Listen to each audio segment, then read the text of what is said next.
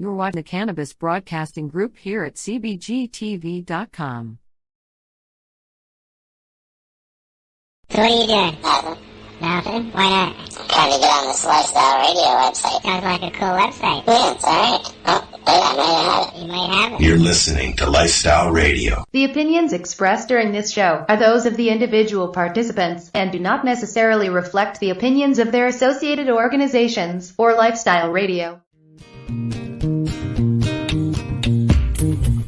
You like music, you like weed, well, we gonna be good friends indeed. This is how much I like more than smoking trees. They'll make you dance the do-si-do and teach you how the chiba grows. Smoke a bowl on the 420 radio show. On Lifestyle Radio. What'd you think of that, man? I didn't really see anything. You weren't looking. I saw my picture like an idiot, but other than that, was I supposed to hear anything? You didn't hear it? And I also look quite different, apparently. Yes, you do now. That's funny. I went through all of your profiles to find the perfect pictures. Yeah. And that's the one he picked. Yep. Well, that was, I think, after a yoga, or something like that. That's when I was actually being healthy for a change. I haven't been healthy in a while. Why be healthy? I was gonna. Oh, it's just time. It's for me. Yeah. I feel better when I do it. How old are you now, Len? I turned 50 in May. 50? Really? Yep. I thought you were younger, dude. I thought you were in your 40s. Most people do. No, I turned 50 in May. Wow. I turned 60 on next Friday. So some of the stupid fucking shit I take every day must be doing something. Eh? Well, what do you take every day? Besides pot. Well, I take, let's see. 2 grams of fish oil, CoQ10, curcumin, magnesium. Does the fish oil help your joints? I hear it's supposed to. Yeah, it does if you take the right stuff and enough of it. I take zinc. I take prostate formula, which is basically zinc and saw palmetto. What else do I take? That's just because I'm getting older and just why I have prostate issues prevent it. Jerk off once a week, you'll be fine for the rest of your life. I don't know if that's true, but anyway. This is fun though. What else do I take? CBD soft gel in the morning. Well, I'm gonna once I have that stuff available, I'll start taking vitamin D. Yeah, really. You don't take a multivitamin? You take them separately? I should take my vitamin B complex and my multivitamin, but I kind of take a lot of pills, and those ones kind of just put me over the edge. Well, they just, I don't know what, they just make my stomach kind of, I should take them though. I've not had any luck, meaning it didn't do anything for me with multivitamins. Well, to be fair, I also take a protein shake in the morning with it. I think it does have some multivitamin shit in that too, to be honest. So just my mom used to wake me up growing up every morning with my Ritalin and my Dexedrine, whatever else I was on. Yeah. And because it was an appetite suppressant, she always brought it to me with a instant breakfast, the chocolate instant breakfast, right? Yeah, and I guess, some of those have a lot of sugar, so you gotta watch those too. I was probably why I have diabetes, but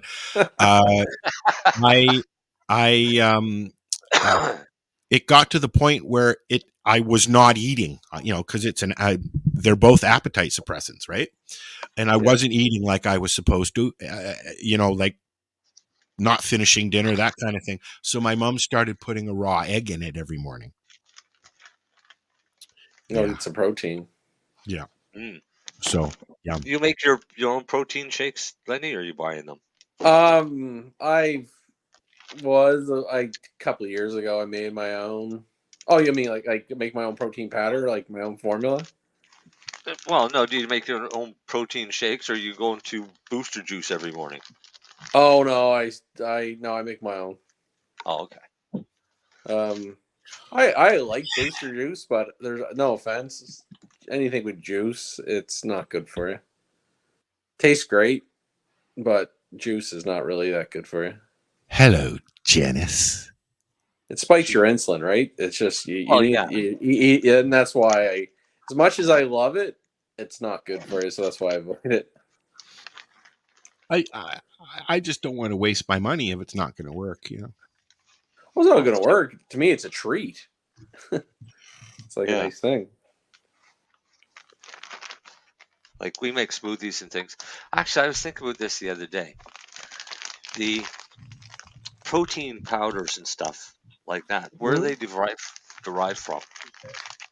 It depends which. Some's like from whey, like milk products, and some are encased and things like that, and some are from like pea protein, like plant. So do they? Right. So do they have them differentiated of which ones are vegan? I believe so.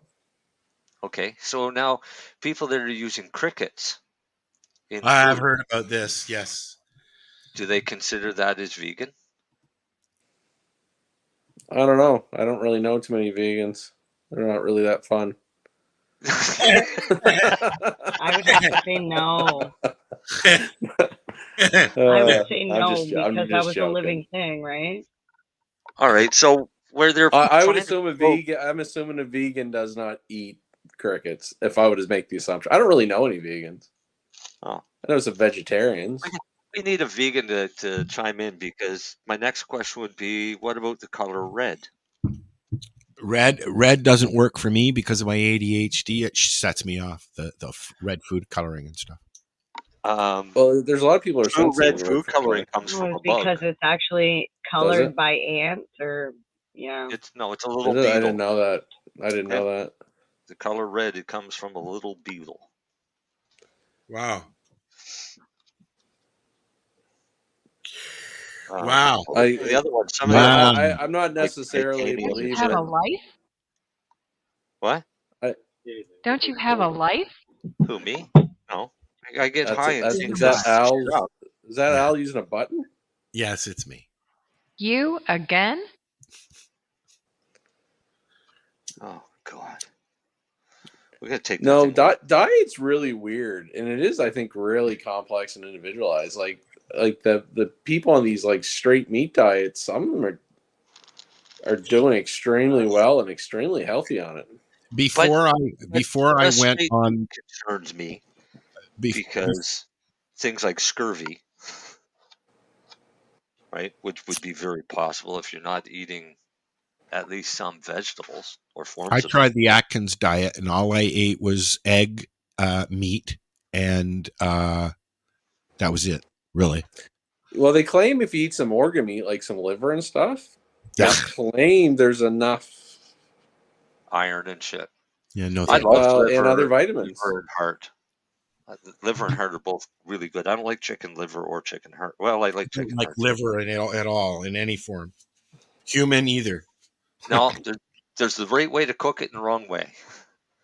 Because with liver, if you want it healthy, then just fry it up and eat it. But if you want it to taste good, soak your raw liver in milk. I've heard that. For about 30 minutes to an hour before you cook it. I've seen Emily Lassie doing that. But it is interesting. Pink. If people heard of FODMAP, like you've heard of FODMAP diets, have you? Yeah. And different things like that. That's my diet. Well, no, but like a lot of when they even go right back to start at a FODMAP, one of the things they'll actually start on and just have people eat one. There's different versions of it, but they'll start with just lamb, and then introduce food back in one at a time to see how the body reacts. Make you eat rice. And some people, and some are getting away from the rice because there's so much arsenic in some rice too, right? So, I'm just saying, like, rice? There's patients like that, like I just watched her on TV. Not that I really care about her. Jordan Peterson's daughter. She basically has only eaten sirloin steak the last 4 years. because of different but just because of different ailments, and she eats a sirloin steak for twice a day. A good sirloin steak or a okay sirloin steak? There's a big difference. I'm assuming she just salt and pepper and just sirloin steak. That's all she eats. All I put on she didn't really say what her ailments were prior. She just said she was really, really sick, and when she reduced to just that, she's been much healthier the last several years. And when she tries anything else, it goes bad. So she just said, "Fuck it." Really? And I know Joe Rogan goes through it. Like and other people they'll just eat nothing but meat. Probably something to it. Gotta have potatoes. I'll do that like, for a meal. I'll have nothing but meat. No. Meal, I need potato. I do that all the time. No, you give me a really, but in the end, for some people, they do quite well on it. Yeah, you give me a really good ribeye. I don't need anything with it. I personally think it depends if you have things like IBS and stuff. That's why I say it's all individualized, right? So I know anytime I start getting wheat in my diet, well, I just went through all of it, and I had to do that. The only things that bother me in my diet is dairy. Yeah, dairy. But you know what? Dairy isn't so bad now. Although if I eat real cheese, I get gummed up and it's bad for a week. But I recently started eating lactose-free cheese. Yeah. And lactose-free sour cream. Excuse me. And it's actually, it tastes, I know you don't like sour cream. It tastes no different than, and it's Gailey, so it's good sour cream. And it tastes no different than the regular stuff. It's not even like the light stuff. I hate the light stuff. But do they add something into it to make it lactose free? You know what? I have really no idea. I just know that when I eat real cheese, sometimes I have a hard time, having a movement in the morning. Yeah, I'm going to find out. Okay, you do that. The research.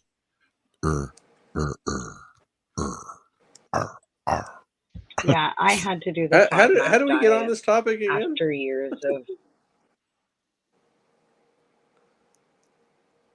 finish your sentence, Mary Jane. You keep breaking up, Mary Jane. Your kids must be playing video games, or Timmy's beside you using his computer.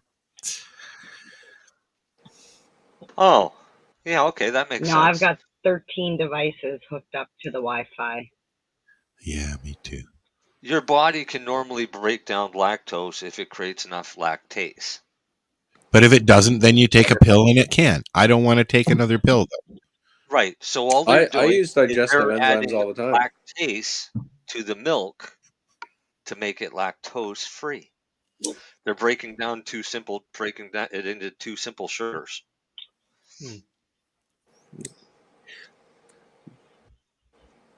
So yeah, they're just adding lactase to the milk product. So lactose-free cheese just has lactase added to it, probably to remove the lactose, to break the lactose into two simple sugars. But it's still there. Yeah, correct? But it's not. But think of it as a chemical chain, and this lactase goes in and breaks the. They added the enzyme to it to already break it down. Is that what you're saying, Marcel? Yeah. Right. Yeah. Okay. That makes sense. Cool. Yeah, it makes perfect sense once you read it. They would add that to the lactose-free milk too, and then you just drink you're really just drinking regular milk. They would add it to regular milk to make it lactose-free. That's what I mean. Yeah. So I don't all drink much milk anymore. Anyway, I kind of got off milk. But I'd like to have ice cream or a milkshake now and then, though. I mean, I'm not insane. Chocolate milk and things like that, but the only ones really that should have been drinking milk were cows. Cows, yeah, that always seems weird. We're the only mammal that consumes the milk of another species. Yeah, exactly. You imagine would bears go to cow fields and milk the cows. So do you want to give everybody a Darcy update? Darcy update. I talked to Darcy yesterday, but he was pretty tired. But he's been wheeling around the hospital and stuff, and pretty much visited every day. Back it up a bit. He had some issues, and he had to be rushed to the hospital. Yeah, he's 3 weeks now, as he said. Yeah, they've taken him down from the ICU to the next level down. So he's still under a watch. He's got to get a few more tests, a few more scopes. Hopefully not another surgery. And then, but he seems to be recovering well. I think he still has a feeding tube because he still can't swallow. Oh, well, that sucks. Yeah. So it's really irritating for him to talk because he's got a tube running down his throat. So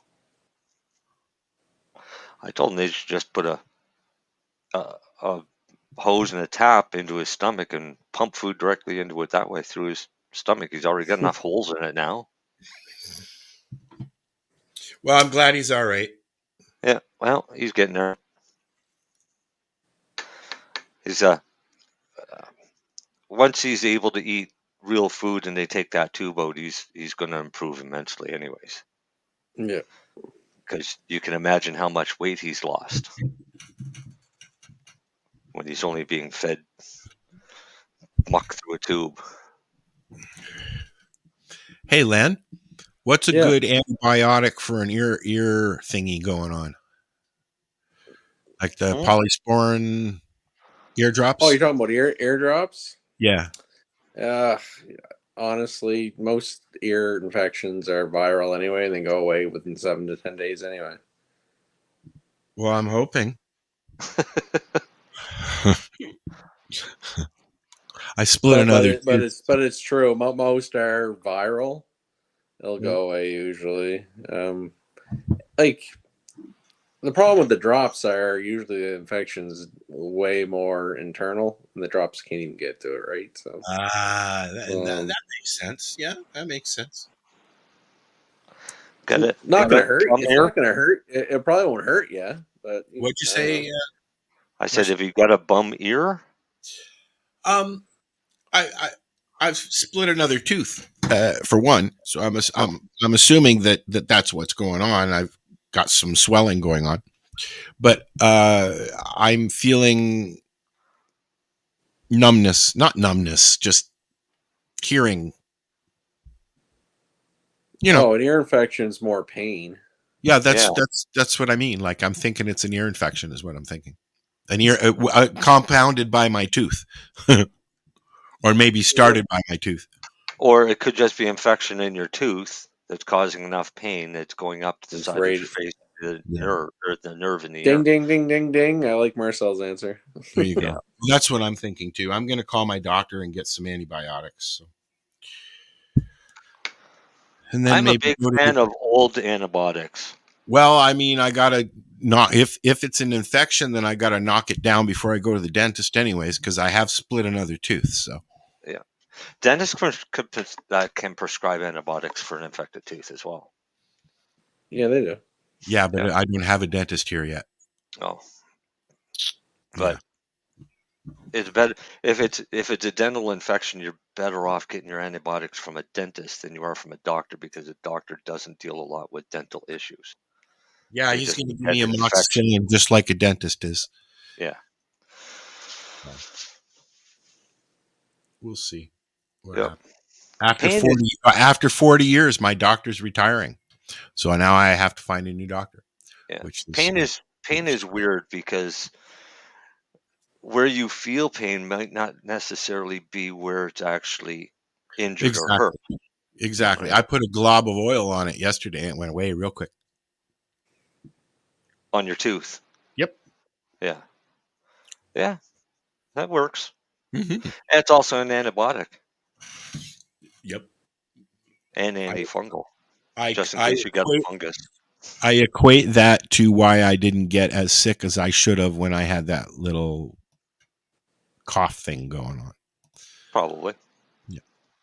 Yep. Because I was told and I heard and I read that if you vape FECO, it will eradicate a chest cold. So that's what I did. Why wouldn't that work if you vaped any cannabis? Well, I would think it would be the potency, wouldn't it? I don't know. But up until I started ingesting oil daily, yep, I suffered from at least one bronchitis attack every year. And I mean a bad one. But once I started consuming oil on a daily basis, that's never been an issue since. MJ is back. Al. She shut off all her other devices? Nope, she switched computers. She's gone to the green screen. She doesn't look happy now. Her computer died. Yep. I've got 1, 2, 3, 4 computers, and not one of them is able to run StreamYard tonight. I'm like, sounds like you need I'm this close. I'm this close to starting a GoFundMe. This close. Why? That's a joke. That's a joke, of course. But why won't they run StreamYard? My Mac completely died. That won't do shit. The other one I can't plug a microphone into. The third one I can't have it unplugged, and there's nowhere to plug it in here. I'm like, if my hair wasn't just dyed, it would be gray. Like I'm mine. Adjusting your volume. Thank you. Because I adjusted everybody's volume to adjust hers. Wow, am I too quiet? No, you were a little too loud because you're on your phone, right? Oh, I don't even know if it's coming through here, like through the buds, or if it's coming probably there. from your phone, because when you put your head up and touched it, nothing. Okay, I'll tell you now. Or yeah, your phone. Which one was louder, 1 or 2? Your phone, 2. 2? Got it. Very good snapping, though.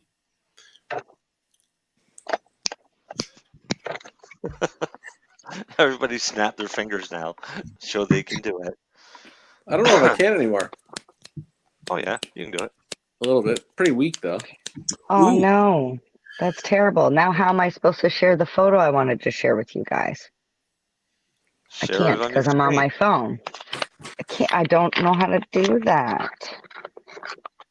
Yeah, I'm on my iPad. There's limitations like doing this not on a laptop or a computer. Oh really? I recently my Chromecast, my speaker got knocked off again and again and again, and now it's dead. So Marcel, you know what I did? I took 2 spongy, sticky 3M thingies, and it ain't going nowhere now. But I decided to plug my Mac right into my monitor, my TV. Yeah. So now I just have a Super Mac in the kitchen, in the living room. Oh, so you broadcast your Mac on the big screen. It's just, lids closed, and I can watch whatever I want, work, whatever. It's huge. It's nice. It's a 42-inch screen. Nice. I like it. Yeah, man, I'm going to leave it like that. I bought a Chromecast for the TV in the guest room. Then I had to figure out how to shut off Prime from being able to rent and buy movies. Cool. So I shut that off. I don't have that ability. What? I won't buy a movie. I'll wait for it to come. Yeah, I won't. I mean, it's the greatest patience of all, man. I can wait forever for a show or a movie. You can. Yeah, but that's not how it works anymore.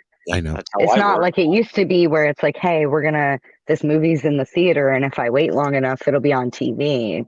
There's streaming services. Like, what about That's My Boy? That was on Netflix for like 10 years, and now it's gone. It's not on any streaming services. Expendables? I watched the new Expendables yesterday. I love that movie, by the way. It sucked. It sucked Len. This one sucked. Enough is enough. Expendable 4. Oh no, I'm talking about That's My Boy. I love that movie. Okay. That's one of my favorites. I can watch that again and again. I think and I've again. watched that like fucking 20 times. I don't know that movie. What is it again? Adam Sandler that's my boy. And Andy Samberg. Yeah, it's like really good for Sandler. What was the Buttafuoco? It's sort of really it's not really that, is it? No, they try to kill their wife. Like a teacher goes to jail for seducing the kid, and the kid becomes famous. It's weird. I can't remember. It's fucking funny. It's really good. Oh yeah, it's like a 12-year-old boy has sex with his grade 8 teacher or some shit, and gets her pregnant, and has to raise the kid. And that's the premise. That's the movie. That's My Boy. But there was some real life thing that happened about. But I was thinking of, what was that, Jenna Fisher? Isn't that basically what? But that's not. I'm on the wrong thing. But who was that? Buttafuoco, and they shot the wife in the head or something. I don't know. Remember. I don't know. All I remember is David Letterman for fucking a year saying Buttafuoco. I know, eh? And that's why I was saying. I was just gonna say Letterman did that a lot. It was every week. Like that word. Top 10 list Buttafuoco. Yeah, I miss David Letterman. The old Dave. I don't watch his Netflix stuff, but the old. Oh, I like his. I like his. Like he amuses me. No, I only ever like the top 10 list, to be honest. Yeah, the writers. The writers of that. This is That's My Boy. Yeah, brilliant movie. I don't even know if you can see that. It's just all bright. There's that lip action. Another fantastic movie that nobody watches is Popstar. I love that movie. It's I fucking literally brilliant. Okay. So I made a comment on somebody else's post because they were very it gave me Popstar vibes. Yeah. And I said that. I was like, oh my God, this is awesome. This gives me Popstar vibes. And then I put hashtag never stopping, like the movie. Yeah, never And stops. well, it was literally like that catchphrase verse where the whole song is just he's like saying catchphrases. He just does the whole yeah, like things like doink the doink. And like stupid shit like that. The donkey roll. You know, that's funny. Pauly Shore is being, I don't know if he's actually been approached, but there's talk that Pauly Shore wants to do the Richard Simmons. I heard about this movie. I think I'm not a Pauly Shore fan at all, but yes, I saw the picture. He looks exactly like Richard Simmons. How could you not be a Pauly Shore fan? I always liked Pauly Shore. He did a couple of shitty movies at the end, but Son-in-Law is fucking awesome. Encino Man, brilliant. Encino Man, that was all right. But now it's his voice. I can't get over it. I love Biodome. Have you seen his latest one on Netflix or Prime or whatever, where he's House Guest? I haven't watched it because I'm kind of scared to. Oh no, it's good. Is it? It's a good movie. Yeah, if you like Pauly Shore, you'll like it. I just have one question for Pauly Shore. If he does play Richard Simmons, I just want to know: are you going to wear a headband or not? That's all I want to know. He has to. No, because Richard Simmons never wore a headband. Marcel, get on the internet. I've seen him with a headband. He never wore a headband. Pauly Shore never wore a headband? No. Richard Simmons. Yes, why would he wear a headband on that afro? No, he didn't. Yes, he did. Welcome to the other side. No, he did not. I'm looking. Google it. Google it up. This is the shift. This is the shift in the paradigm where people are like the Mandela effect. Mandela effect shit, like something everyone thinks happens that never really happened. What's that called, Marcel? A Mandela effect. Because they believed that Mandela died in prison, when in reality he didn't die in prison. Yeah. He did not, but nobody. But people believe he did. Like, for example, like the lines like, Luke, I am your father. That's not how the line goes, but we all say it that way. What about it's a beautiful day in the neighborhood is actually not what they say. They say it's a beautiful day in this neighborhood. That's one I never heard of. I haven't found a fucking picture. Was it Curious George? So you Does ready Curious for this? George have a tail or not? I found one, but it might be airbrushed in. You didn't find one. It's worth noting that on the internet there is not a single picture of Simmons wearing a headband. The only available pictures are of the impersonators who dress up as Simmons on Halloween and were seen donning the headband. Huh.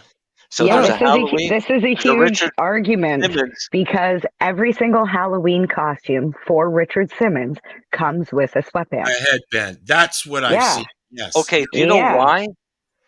He never wore a costume. So a Richard Simmons costume would be a tank top and a pair of shorts. Yeah. Because that's what he wore. Was a tank top and shorts. Yeah, but like I can see like the flag shorts. How do you charge somebody for a Halloween costume when they probably have it in their friggin' closet? Well, yeah, but no, they literally. Headband, right? No, you put the afro with it. You sell the wig with it. Oh, yeah, and the headband that holds the wig on. That's funny. Yeah, there's a bunch of them. Like George, Curious George, never had a tail. Yeah, I knew that one. I was like, I thought he had a tail. Yeah, I would have got that one wrong. I'm actually looking at all this shit right now. Like, yeah, there's a bunch of them. I've gone down rabbit holes, and they say that like the vibrations in our like this is one timeline and this is another timeline, and because the vibration is so close, it's just like, you know, just slightly different. So we still have Richard Simmons, but he's just not wearing a headband in our reality that we've now shifted into. I like to play make believe every once in a while. Some of these are kind of stupid, like Oscar Mayer with an E versus an A. I don't give a fuck. Oh, Hypnotic, the drink from the 90s or the early 2000s.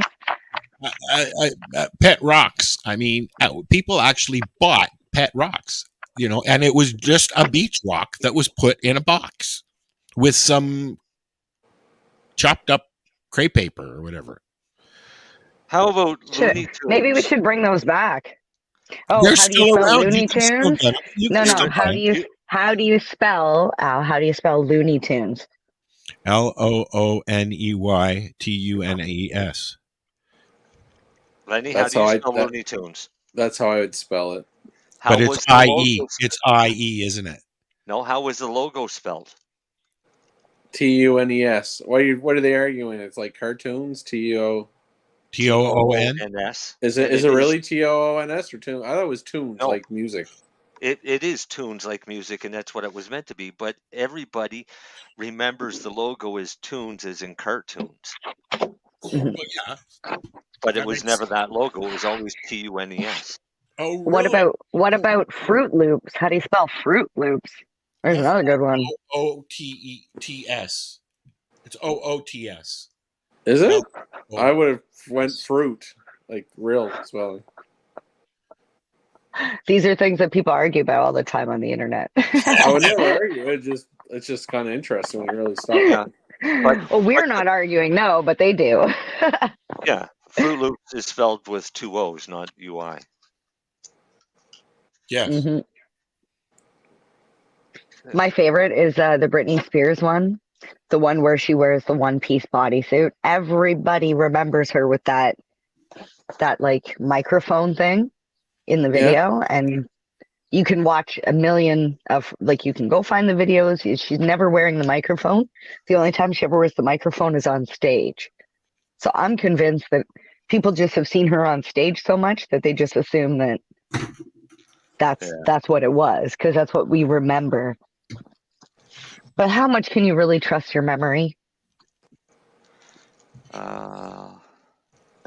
It's hard to trust your memory because your memory will make up things to fill in gaps. Mm-hmm. Well, they say every time you recall a memory, you are basically bringing it back, and you could alter it when you bring it back and think about it. So that way, the next time you think about it, you don't remember it exactly the way it happened. You've now remembered the altered version. That's right. The same thing as if you tell the same lie enough times, you'll start believing it yourself. Yeah. Same thing.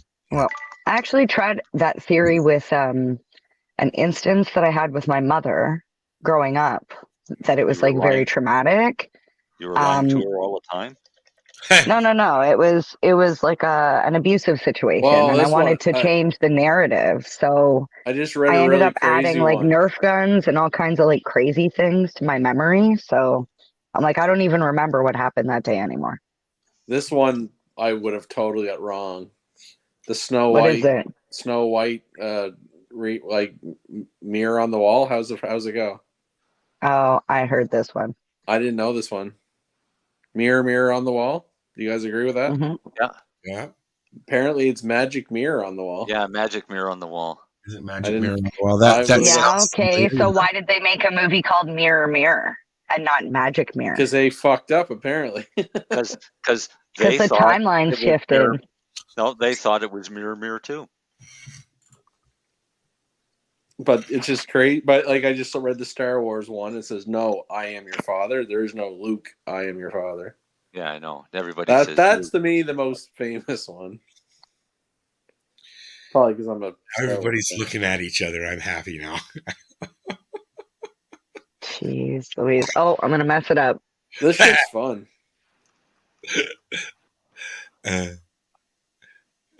I can turn this way. So I went to Elevate last week. You guys didn't do a show, right? We were going to, and couldn't. And then Marcel thought his house was going to blow away, so we didn't. Oh yeah, that's right. Oh yeah, I had that shit too. Yeah, my house. That's right. We had that storm. It was 2 weeks ago. I couldn't do it, but yeah. So okay, Elevate. Yeah. So I went to the Elevate Expo. It was the first year for it. But I will say it definitely didn't look like a first year event. Oh well, that's good. Like I've been to many events, and like, you know, the Indigenous Cannabis Cup the first year, that felt like it was a first year event because there was a lot of like kinks that they were working out. This one didn't feel like it was a first year. It definitely felt like they're experienced when it comes to throwing events, so that was nice. But I actually ran into a 420 radio listener who was like, she was sad because she said she didn't know where to find the 420 radio. She's like, I used to listen to you guys all the time, but I haven't listened to you in a while because I don't know where to find you. And I was like, what? Who was it? Do you know? That's actually what I'm looking for right now to see if I can send a photo. I believe she was the lucky winner of the Zenko vape as well, which I was like super jelly about because that was the one I was hoping to win. But they did this thing one day where they did terpenes and explained, I think it was called Terpenes Unleashed. But the thing that I really liked is they had set out on tables the different terpenes. So for example, like pinene, it showed every herb and spice that has pinene in it. So I found that really interesting. But the thing I didn't think about before all of this is, like, for example, that B-caryophyllene or caryophyllene. Beta caryophyllene. Okay, so I'm looking at it now. I see Swiss chard, chamomile, rosemary, figs, spinach, cinnamon, black pepper. These are all things that I don't like and my body doesn't like when I eat them. So looking at these things, I'm like, well, if you can identify the foods that you like to eat and the spices that you enjoy from these tables, I was like, oh my God, maybe you could figure out what terpenes your body wants too. Yeah, it's a little bit more. I'm going to rein the parade down on the terpenes a bit. There's a whole lot of other chemicals in there that affect the taste and smell, like aldehydes and esters, things like that. Flavonoids. Flavonoid. It just everyone, like, the terpenes are a big part. Don't get me wrong, but there is kind of more to it. That's all. It's a fun thing to talk about, but what's the terpene that gives magic mushrooms their flavor? Because I don't like that. Yeah. That's a terpene I don't like. It's called poop. Yeah. Leaves a shitty taste in your No, mouth. it's just funny. That's why you make capsules. Yeah. But guess what? When you burp, you taste it. Yes, you do. Yeah. I never eat that much. I only ever eat like this much. But Baby amount. here's a cool trick. If you make a capsule, put ginger in it. Oh, shrooms? Why? Yep. Yeah. Because the ginger will counteract the nausea you get from the... that's a little trick for a lot of people. Like, even if you really? don't want to be How that much? fancy, go get ginger Gravol at the pharmacy. Yep. Ginger is amazing at controlling nausea. There's a lot of gingers. There's a lot of combination herbal medicines that have things for your GI tract. Yep. Good, like a lot of zinc carnosine helps your barrier tract. I'm interested in that ginger is amazing. I usually wake up in the mornings feeling nauseated from the diabetes and the metformin. Ginger. Right. Okay. Do you like ginger? Do you like ginger ale? Yes. That was when we were kids. If we ever got sick, that was the first thing that we would get is flat ginger ale. Yep. That's the. I still like ginger ale when I'm sick. Even still now, when I get sick or I feel like I'm getting, even though there's barely no real ginger ale in it, but it still works for me. But I cook with a lot of ginger too.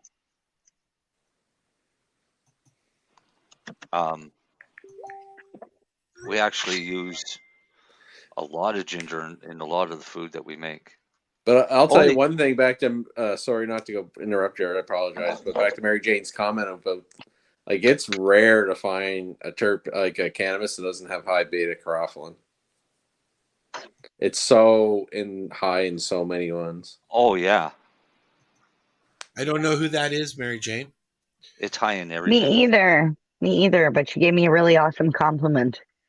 So, thank you.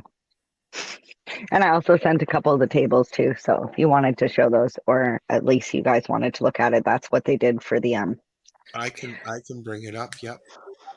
But for I am terpene noticing stuff. like the weeds on and I'm not going to say the ones that people find really like hits them differently or really into it, or the ones that basically are not limonene, myrcene, or carotene, which is basically like 90% of the weed we all smoke. But when you start seeing the terpenolines and the Nerodols, the linalols, things like that, it's just kind of funny. They're the ones that people kind of... Oh, now she leaves. I pull up... No, I'm coming. I think she's trying to show her picture. Here, I dropped my doobie. So here's the first picture. This is from Elevate. Where was it? Toronto, wasn't it? Where? Yeah, it was at the Mirage Banquet Hall in Toronto. Kind of like a Etobicoke area. Cool. Licensed? Beautiful spot. Yeah, it was all legal, all LPs and retail and bud tenders and cool beans. And you saw a lot of people we know, I'm sure. Oh my God, yeah. Yeah, and some new people too. Oh, awesome. Yeah, lots of new people. Yep, we also seen Truro. I picked up some tit animal. You get the tit animal? I did. Wait. You were allowed to purchase at Elevate? Sample. These are samples. So in the cannabis rules and regulations, they've allowed for sampling for bud tenders, anyone with CanCell licenses and stuff. So that way they can go and test, get the products to test them. So that way they can, advise people that are on all the new products. This is new? Yeah. This is part of the changes that they're making? Or? No, it's... Okay. I'll give a little... Since Lyft, at least, right? What's that? How long has this been? It's been a while. Well, this is what Lennie was talking about at Lyft. We were talking about this at Lyft, weren't we, Len? I believe so, but what it is, you can... The issue is... Health Canada federally has never actually given away to sample. In theory, everyone is allowed to gift 30 grams, blah, blah, blah, blah. But how it actually leaves an LP facility to get into the hands of that bud tender like Mary Jane, it's actually up in the air. However, provincially, Alberta and Ontario, provincial governments are okay with it. But federally, there's really no SOP or procedure to do it. So it's kind of a fuck show, we want to know the truth. But you can't consume on property. That's up to the facility, like kind events. If it's outdoors, if there's an outdoor designated smoking area. We're getting close. We're getting close. Yeah, so it's the part that still frustrates me is because we're still working within bylaws and stuff like that. And the part that's so aggravating. Okay, I don't even drink, but if I did, this would piss me off. Okay, I can have a joint now, but I have to finish my joint and go over there into the bar area and have my drink. But I can't take my drink outside the bar area, and I can't have my you don't think I'm educated enough to consume and hold both at the same time? No, it's the rules and regulations. Doesn't think you're smart enough. Cheers to rules and regulations. Yeah, but I understand we're still pushing for changes and stuff, but like that's one where I'm just like, it's really frustrating because, people, they're making a killing off drinks. I will say that because every person that buys a drink that goes out for a joint leaves their friggin' drink on the table and they never come back for it. They go get another one. But yeah, no, it's interesting how even technically, even how us getting those samples there, it's kind of questionable, but I don't give a fuck. Health Canada can fuck off. You heard me. You know how many times I leave those events and I'm like, whoa, because I never consume anything new at an event because I'm worried that you end up smoking something that's infused or whatever. And next thing you know, I'm fucking like, oh my God, Timmy, you need to take me home. I don't do that. I take everything home and I sample it all at home where I know that I can just crash if I need to. But now I'm carrying back all of these samples, and I'm like, in my head, I'm trying to do the math. You got to do your math unless you have a medical license. Well, and here's the thing with these events is they should be monitoring, and a lot of them do. That's why you have the stamp card. That's why people are supposed to be scanning your thing. Did they give you a passport? Right. So that way you know that you've already picked up the sample. Like at Elevate, they had to scan your badge. As soon as they scanned your badge, you can't get another sample. Grow Up does the same thing. Right. Like Kind was a passport. So there's a True Cannabis page. So if you're a registered bud tender, you get a bracelet and the passport. We stamp or my stamp broke at Kind, so you're getting Lennie Walser autographs on the page. Is what I was doing. Basically, something to mark that you've given them something, and they can't come back and get another. Can I ask Marijane a question? How many of them had excise stamps on their samples? Of the what? How many of them have the Canadian excise stamp on their sample? That's a good question. Because I have got a defined ruling from CRA on the sampling. Well, I will say, and they want their motherfucking tax.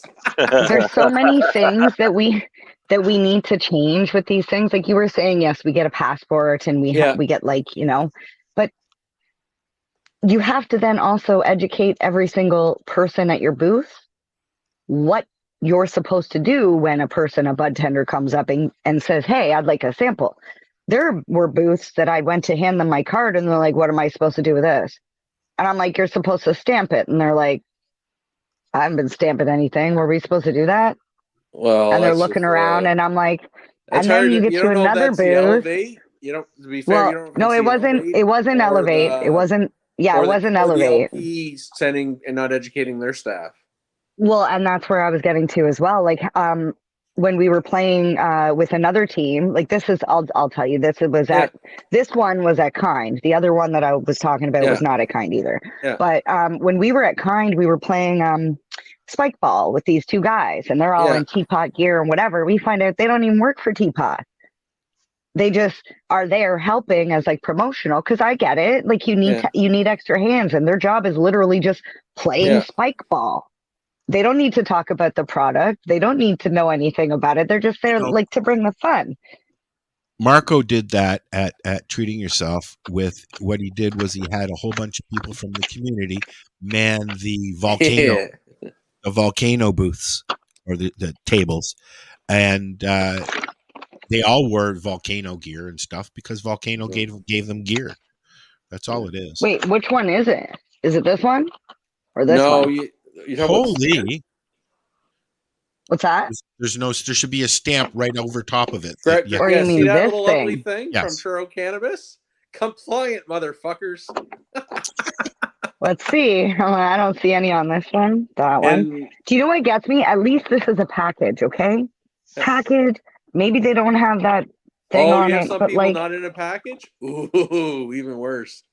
I'm like, let me take the sticker out Don't because say I'm who like, it is. I'm not trying to get. that's what I'm saying. I'm gonna take the sticker out so you don't know what company it is. Yeah, but like, was there an excise stamp on it? No stamp. There's no fucking label on it. It's a baggie. I don't know what this is. I don't know what this is. Wasn't it How on am I the supposed card? to sample this? No, it's a sticker. This is the back of the sticker, and the sticker is just their logo. It'd be like Toro giving me a Toro sticker in a bag with some bud. That's a surprise gift. Yeah. Oh, thanks, but that's not what the purpose of this this. Off with Health Canada. Like in the end, everyone is sampling. Like those are all from the same. They know everyone's sampling, but they won't This tell one came in anybody a how to paper do bag. it or how they wanted to do it. They it's your own internal SOP. Wait, that's just a pre-roll? That's a click or is pen. that a syringe? Oh. Yeah, it's a syringe. I'm like, do any of these have those things on it? Oh, I found one. Cushcraft. Good for them. Yay, compliant. Yeah. Oh, this one has a torn label. I don't even know what that is.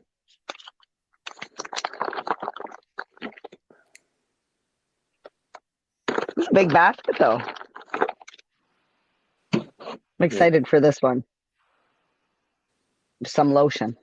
I don't see an excise stamp on it, though. No. Full spectrum CBG and CBD plus THC pain cream. 250, 250, 250. But yeah, those poor motherfuckers. Wow. For CRA. Oh, here's another one. Look who it is. Well, actually, Donair. What is it? Churro. No, but what's another tit animal? Oh, you got two of them, did you? Oh. Yeah, good. Oh, that must another be churro. Yeah, that's an old one. I think Jen had some extra stock. She did. She was like, "Here, go hand these out." I was like, "I'm going to the smoking section right now. Give me those." Yeah. No, we were smart enough to at least consult CRA on our sampling, and they're like, yeah, "You don't there's have to." not many in there. You know, like there is a federal 2.3% tax besides the excise tax that LPs pay. So we don't have to charge that to ourselves, but they want that buck a gram. Really? Yeah. So every gram you give away, you have to pay $1. To CRA, yes. Holy fuck! Terrible. Now, here, listen. I'm fucking telling everyone. How do you think those LPs are getting that out? Oh, I know how. They're walking out the door with it. Yeah, there's no way. You're not supposed to do that. Oh, I know you're not supposed to, but that's exactly what's happening. So eventually Health Canada is going to come around and it's like, so where'd you put those things? What most of them are doing, which to me is two rights don't make a wrong. You have to what do you call it? Validate even samples. Like you have to show that where they are. You cannot have a gram. Well, you have to account for all product. Wow. Every gram is accounted. Everything that goes in the garbage. It would be no different. It would be no different than if you were making cupcakes or a cake factory. You still have to account for all the flour, all the sugar, all the shit. If you damage it, throw it out, whatever. So what a bunch of them do is try Not to do quite. it for their own medical licenses, which is stupid and not right. Because technically you're not supposed to use a medical license to go give away a recreational product. Yep. Defeats the purpose. I think a lot of them are, unfortunately, Health Canada get a procedure. They're fake destroying it. Yep. We just destroyed 500 jars, and they give it to their sales reps. That's not what Churro does. But so why can't they do this with the basic public? Do what? Sampling. That's the way the provinces approve the samplings for bud tenders only in educational purposes. So what's going to happen next sell year license, whatever it's called. when Lyft is here and they want to do samples? Well, they did samples. They can, but they have. But it's only 2 can sell bud tenders technically. That's redundant. You want to be able to give samples to the public who is using this. That's what I'd like to do. Yeah, it's honestly part of the reason why a lot of people have gotten their can cells in the cannabis industry, because they want to go to these styles of events. And there's another divide that's happening too within the industry, because you have working bud tenders that are trying to get knowledge and going to these events, but they can't because there are other people that don't have bud tending jobs, but they just got the license to go get free shit. This was one event, boys. This was one event. And I went one day. I didn't go all 4 days around to every booth. That was one day. And I didn't even hit every table. My goal was to hit every table and get one sample from each table. And I couldn't even do that. And I still left with this much. And people are going to event. You, Marijane? Well, maybe you were there as media anyway. Yeah, we went to his media. And but for the bud tenders, was it free? The Elevate this year was free. I don't know how he pulled it off. Kudos to Jazz. He did a great job, but it wasn't free for fucking me. That's why. That's how well, from what I heard, you should get a very nice ROE. So at least that's what we talked about in our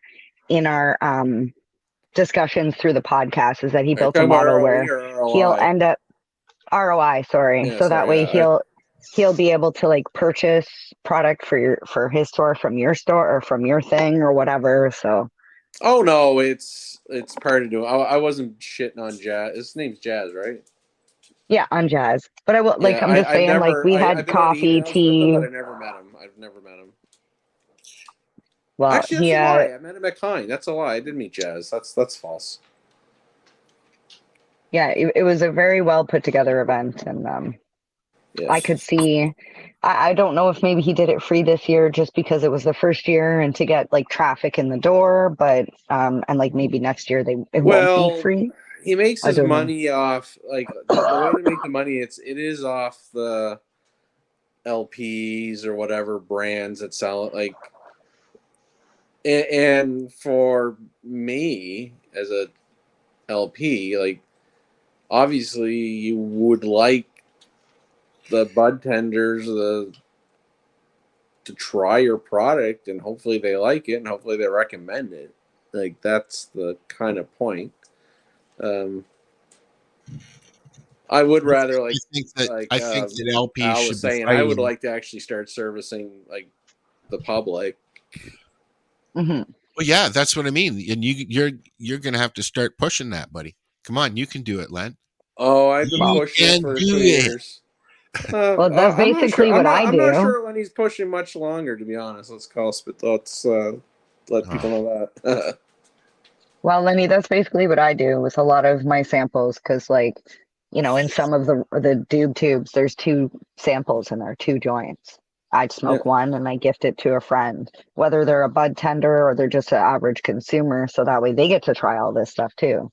I think I just went into the local Tokyo Smoke here and dropped off some Donair Kush to the bud tender, one of my favorite bud tenders. He keeps me stocked on my teapot drinks, so we're tight. I heard teapot drinks are good. I haven't had one.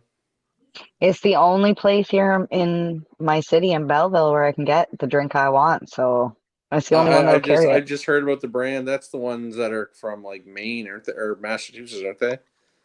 I don't know. I think they are. They're somehow tied to a New England beer company, financially.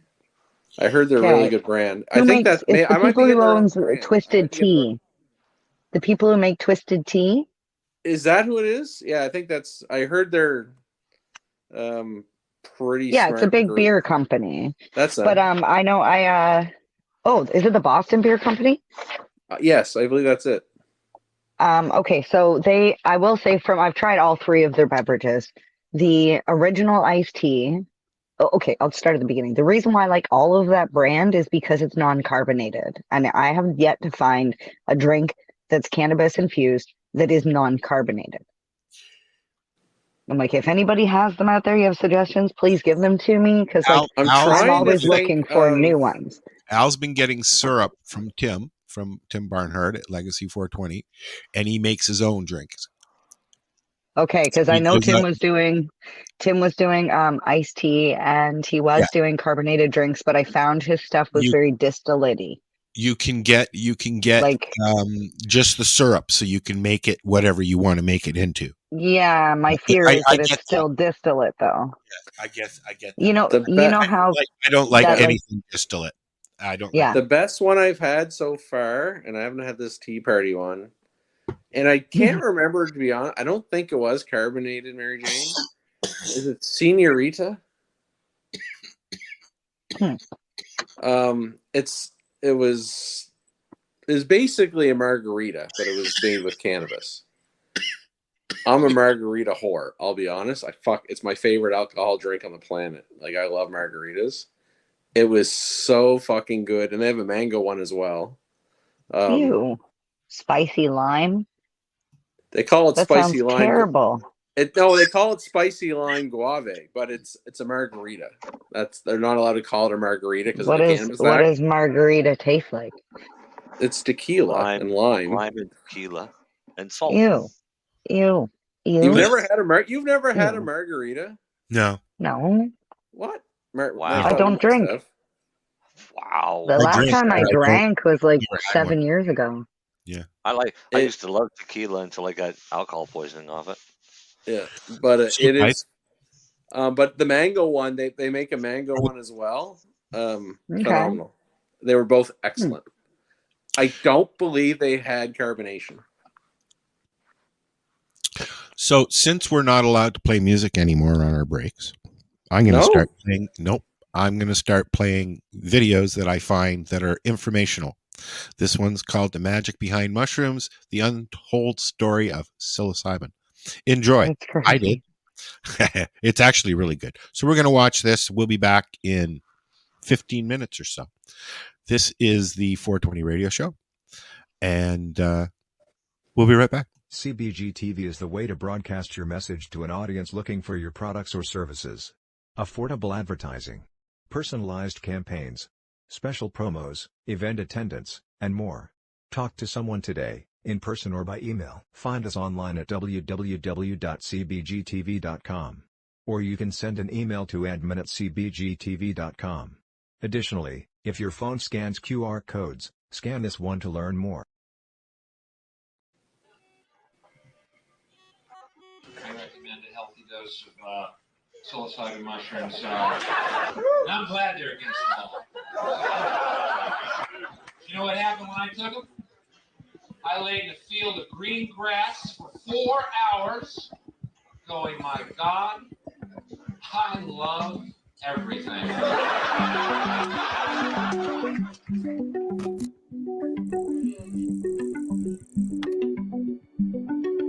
Psilocybin mushrooms are magical fungi that grow all around the world, even before Jesus was riding dinosaurs. Unlike most psychedelics, the psilocybin mushroom is a complete entheogen, meaning that you don't need to mix, match, cook, or extract it to receive its full effects. It just grows from the ground, ready to go, mate. Some evidence would suggest that the use of psilocybin mushrooms date back to 9,000 years ago, based on the art at the Tsili caves in Africa. The most common use for psilocybin mushrooms in ancient cultures was for spiritual healing and to communicate with the gods. However, not everybody was using mushrooms for benevolent purposes. Some written observations account the malevolent use of the mushroom among the Montezumanic people. Allegedly, during the emperor's coronation ceremony, many prisoners were sacrificed, had their flesh eaten and their hearts removed. Those who were invited guests to the feast ate mushrooms, which Diego Duran describes as causing those who ate them to go insane and many to take their lives. After the Spanish conquest, Catholic missionaries deemed all hallucinogenic plants and fungi as demonic tools, basically, which eventually diminished the religious use of magic mushrooms, at least in mainstream culture. But despite this, mushrooms were still used in some remote areas.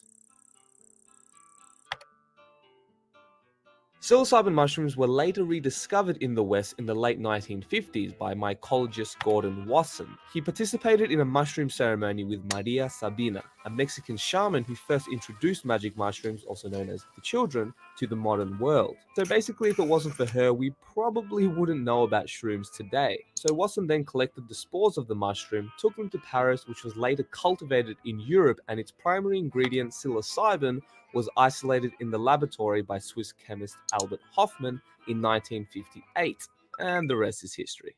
Now, many people leave out that later in life, Maria Sabina actually regretted introducing mushrooms to Wasson and ended up being ostracized from her community. She became bitter about her many misfortunes and how others had profited from her name. She felt that the ceremony of magic mushrooms had been irredeemably polluted by the hedonistic use of mushrooms. From the moment the foreigners arrived, the holy children lost their purity, they lost their force, they ruined them. Henceforth, they will no longer work. There is no remedy for it. Before Wasson, nobody took the children simply to find God. They were always taken to cure the sick.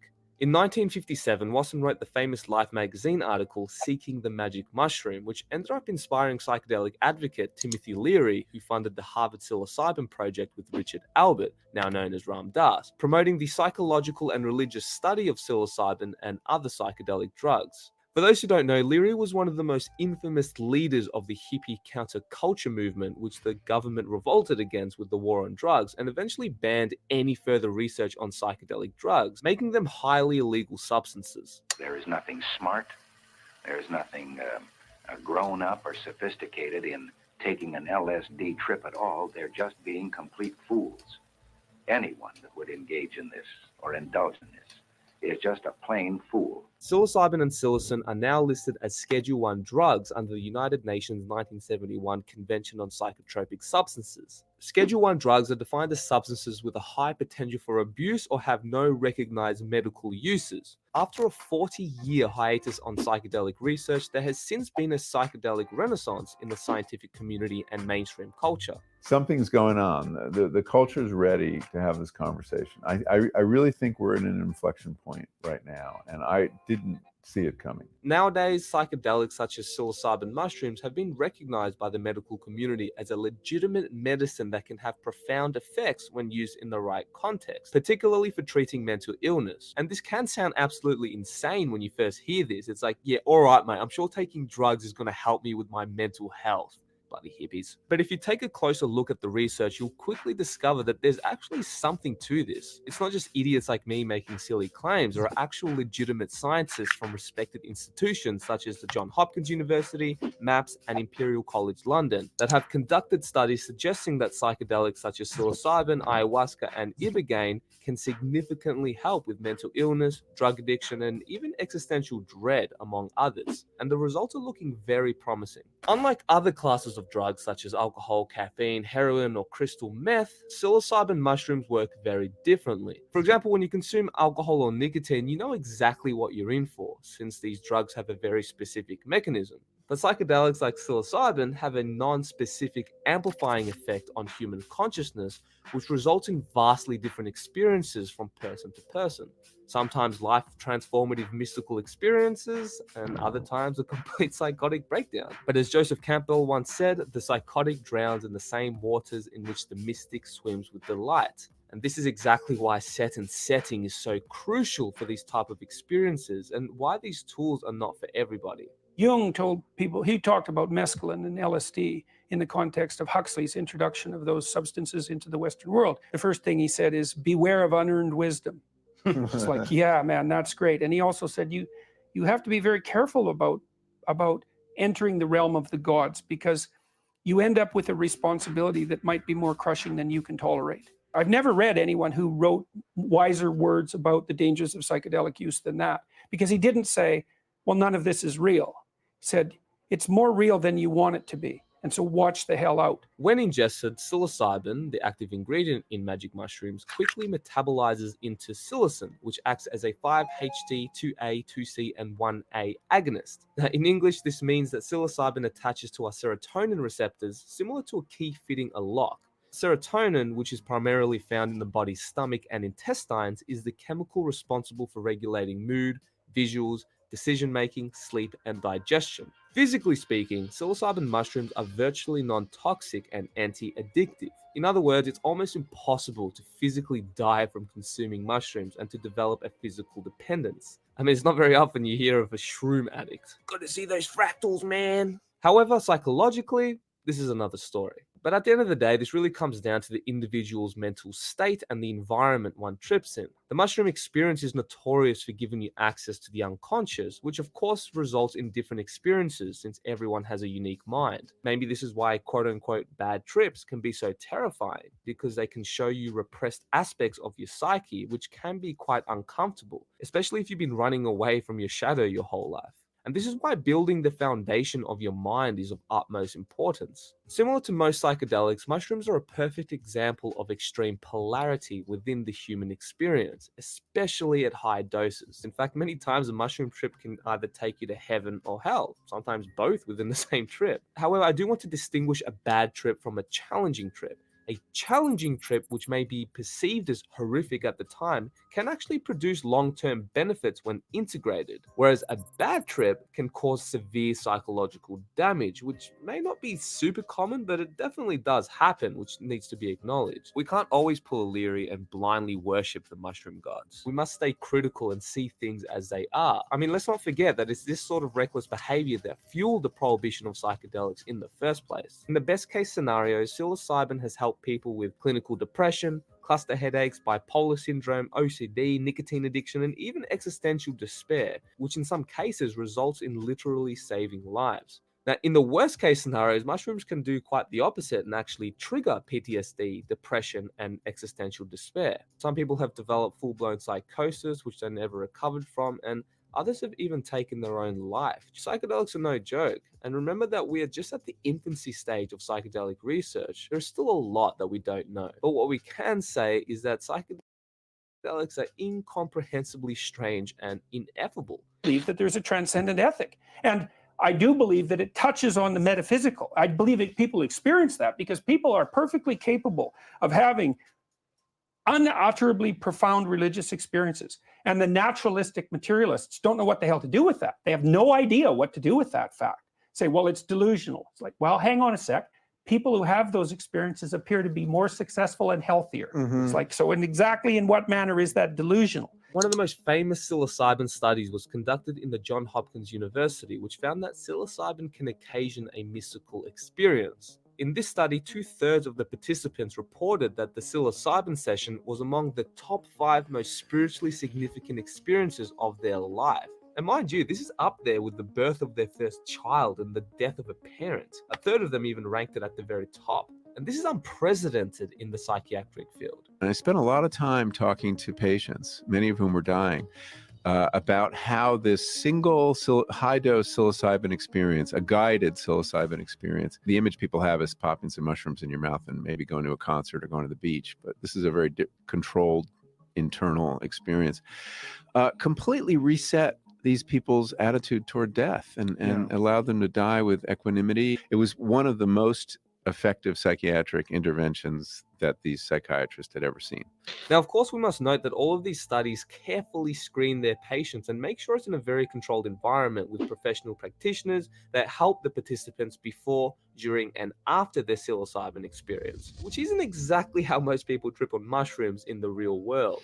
There's a big difference between consuming a carefully measured dose of psilocybin with a psychologist in a controlled environment and just taking mushroom caps in a festival, which is obviously a very unpredictable environment. And at the end of the day, it's the integration phase, which is even more important than the trip itself. As I've stated before, mushrooms are an extremely polarizing power tool. It can be used practically, such as building a house, or destructively, like accidentally chopping your arm off. This is why it could be wise to work your way up and safely learn how to use the basic tools first, i.e. meditation, exercise, diet, shadow work, etc.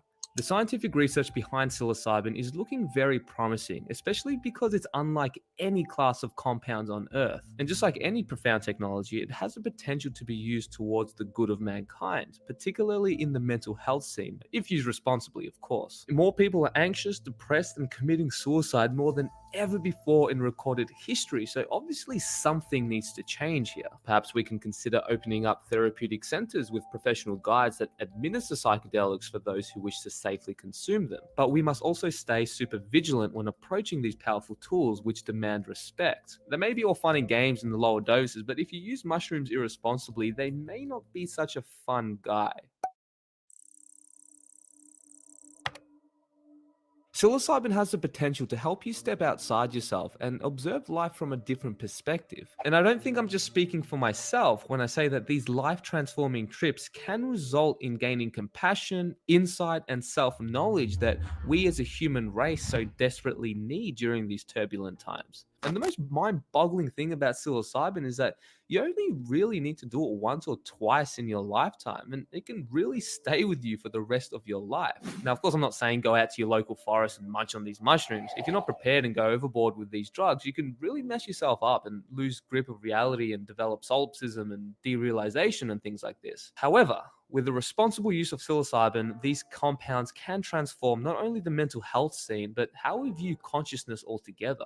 Like Stan Groff once said, psychedelics used responsibly and with proper caution would be for psychiatry what the microscope is for biology and medicine, or the telescope is for astronomy. And for obvious reasons, making nature illegal has never ended well. I think it's our birthright to have the freedom to explore our own consciousness as long as we're not hurting anybody else. Unbiased education is the key here, not throwing people in cages because they prefer a different drug than you do. But whether you're for or against psychedelics, I think we can all agree that psilocybin has an incredibly profound effect on human consciousness. And I don't think it's too far-fetched to say that we're barely scratching the surface here.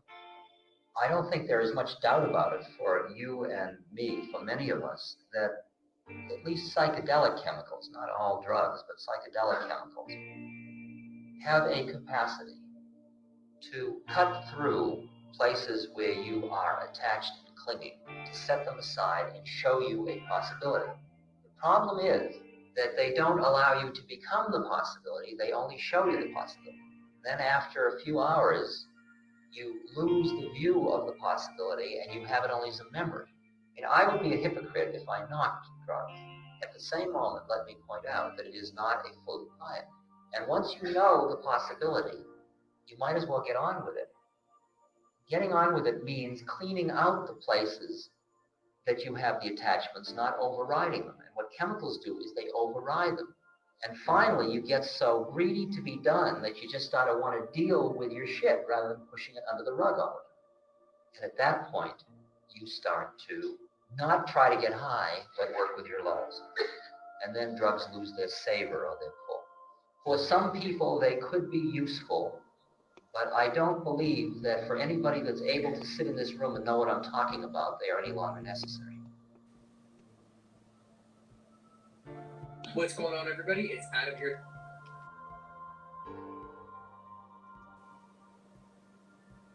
Ladies and gentlemen,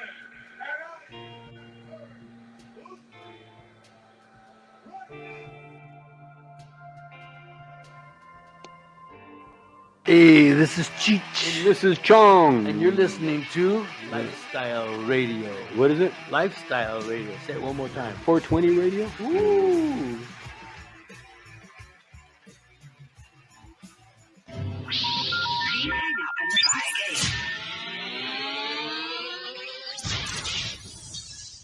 You're listening to Lifestyle Radio. Are you an independent musician? How would you like to have your songs played on hundreds of radio stations just like the one you're listening to right now? Join MusicSubmit.com and we'll promote your music to radio stations and blogs in your genre. It's free to set up your account, and we guarantee your music will be considered for airplay by radio stations worldwide. Why not sign up today? It's free. MusicSubmit.com. Radio promotion for indie musicians. This is how we grow the weed.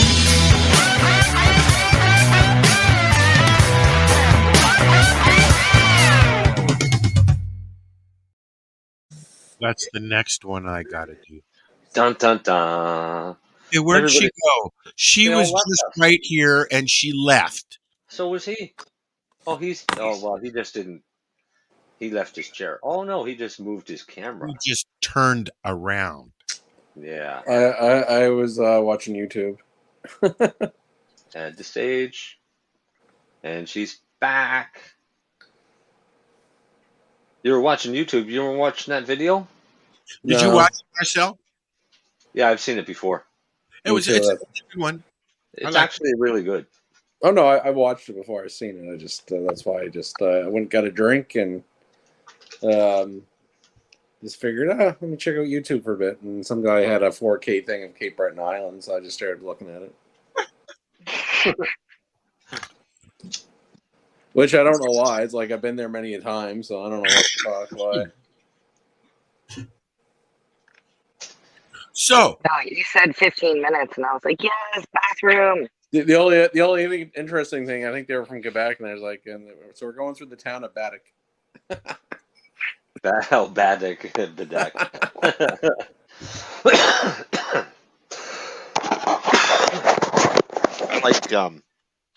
I like when tourists come to Nova Scotia and they ask. We do have some fucked up names. We do. I had a couple stop me from Ontario one time and said, "How do you say the name of that?" And they're pointing at the sign, and I said, "Which one?" Because it was one way was to Shubenacadie and the other one was to Muscadaubit. Muscadaubit's fucking a rough one. Muscadaubit's hard. When people look at Muscadaubit, it's mosquito bit. I Not don't even quite. know how you would spell that. Just like it sounds. Muscadaubit. Musquoubit. Just like it sounds. I missed the D. Muscadaubit. D-O-B-E-T. Yeah, I forgot the Q, U, or O-B, or D, O-B, yeah. But it's M-U-S-Q, O-D, O-B, O-I-T, isn't it? Isn't it B-O-I-T at the end? Yeah. Yeah.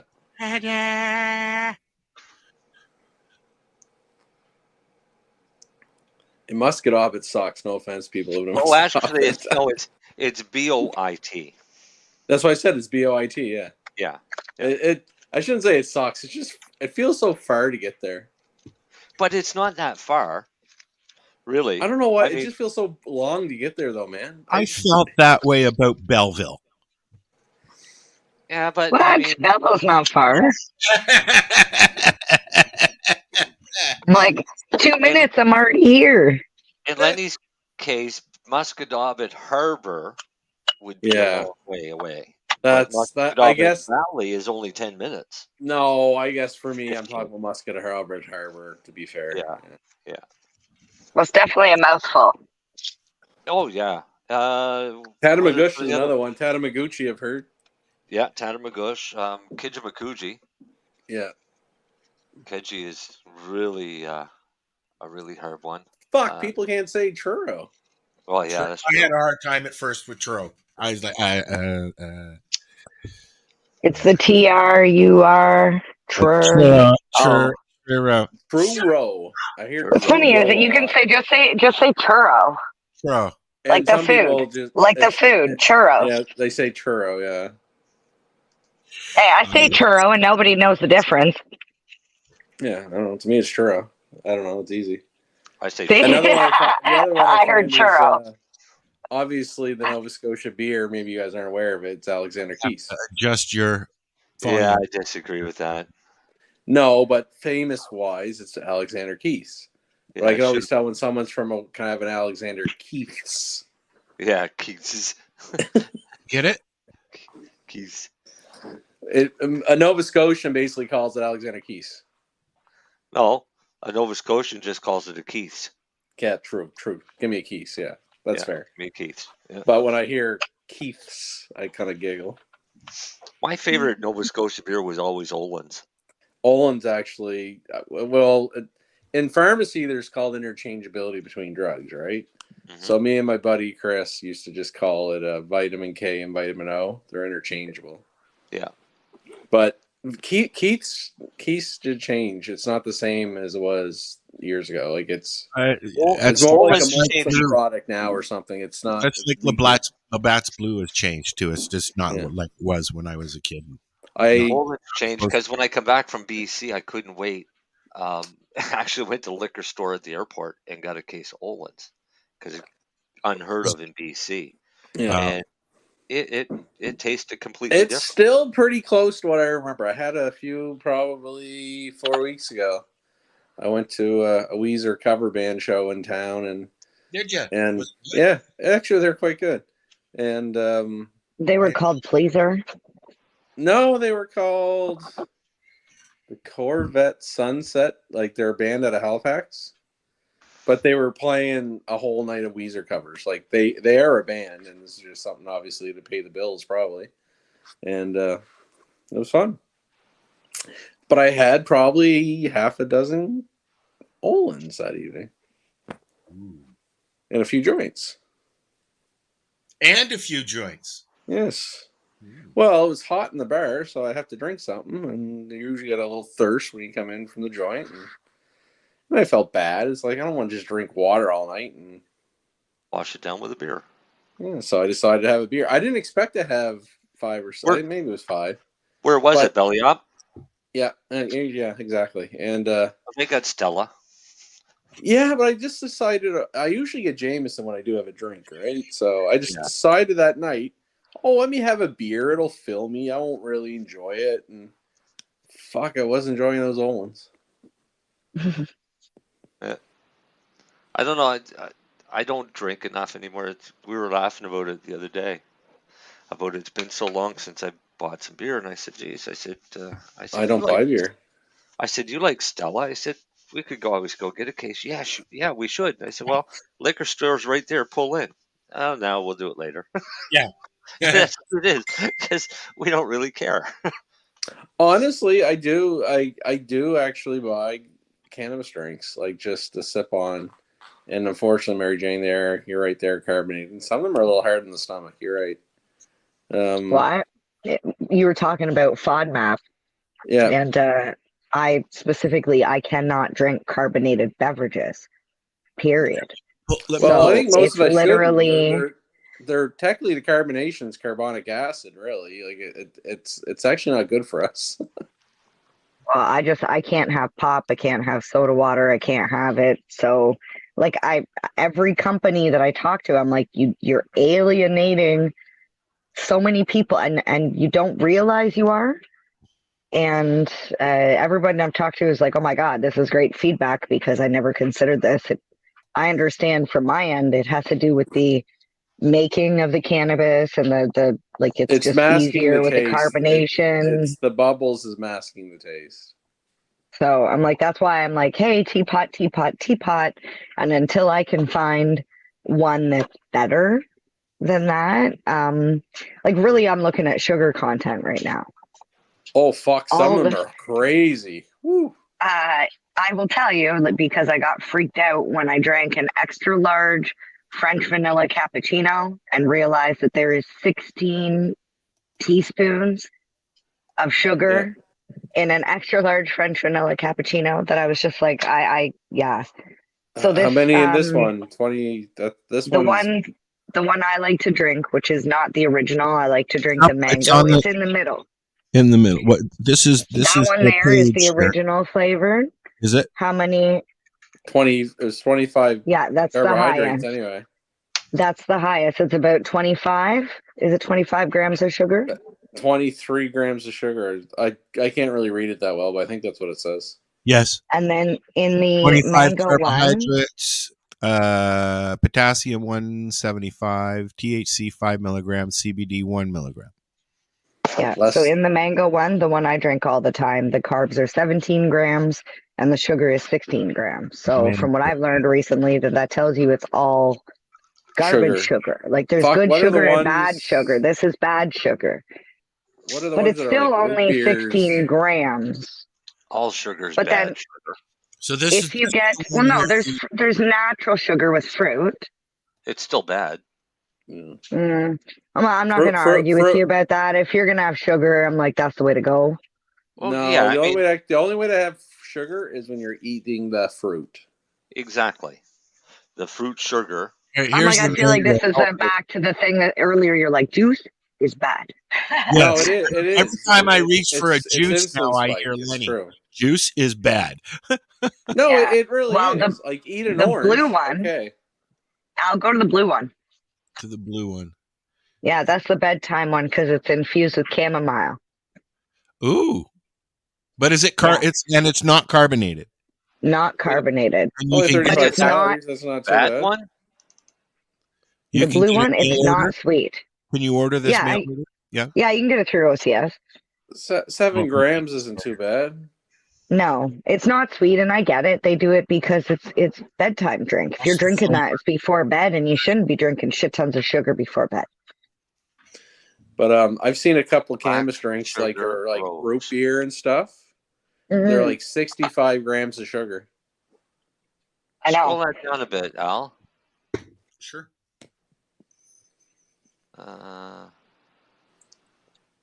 Sodium, carbohydrates. Yeah, I'm all for having cannabis in my body, but like, I don't want to put all that sugar. Yeah. But you're right about Starbucks drinks and things like that and how much people are buying. If they really looked at the calories and sugars, holy fuck. I don't like Starbucks anything. Same as energy drinks and soda, Coke.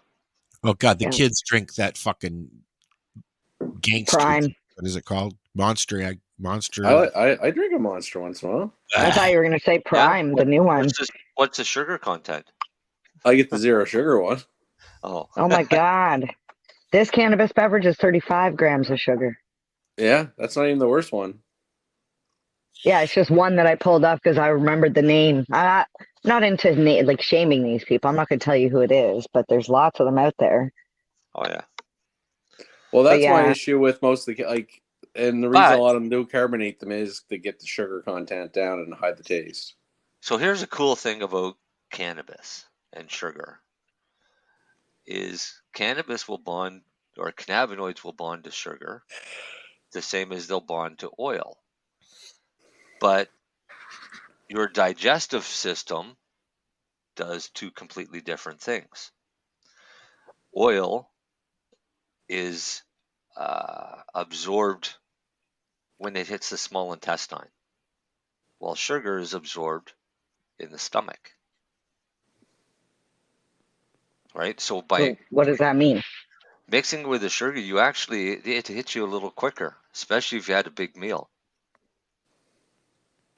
And I find with the sugar, I get more of a head high than I do with an oil-based.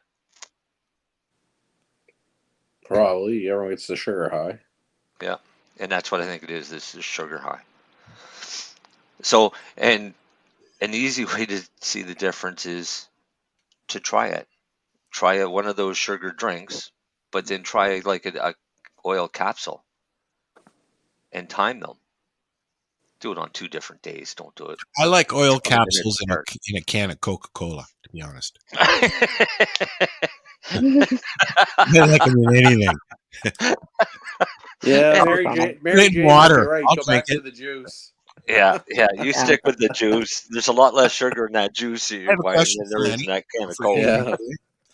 Yeah. Sugar or honey when you have diabetes? Honestly, Wouldn't it be honey?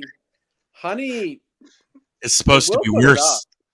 It will put it up, but it probably won't put it up as fast. So it'll probably be a little slower. All right, Al, do you have one of those like meter? Not like the Libres, like the one that the continuous monitoring, like little things on the back of your arm. No.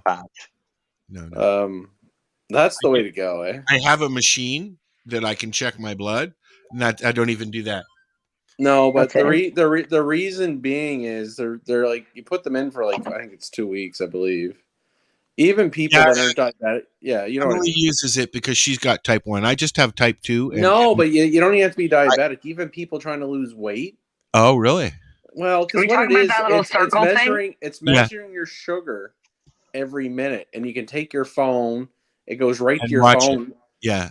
And what it is, if you want to learn how to eat, so your question about honey versus sugar, if you had that meter, you would know. You would know, yeah.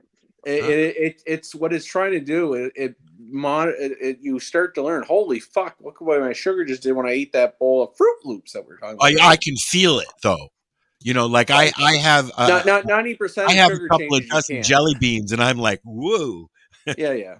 But it is something worth looking into, because it's not even just about insulin or this Now, or is that. that something that it's about teaching you what happens if you eat certain diabetic foods. clinic, that's something that they would put on the table, probably. Yes. So yes Mayo and no. Clinic, the Mayo Clinic says there's no advantage to substituting honey for sugar in a diabetes eating plan. Both honey and sugar will affect your blood sugar level. Honey is sweeter than granulated sugar, so you might use a smaller amount of honey for sugar in some recipes. Well, that's what I'm saying. As much as they're saying there's no difference, no, they're both sweet, and they both can put your sugar up. But how much you consume and how quickly it happens?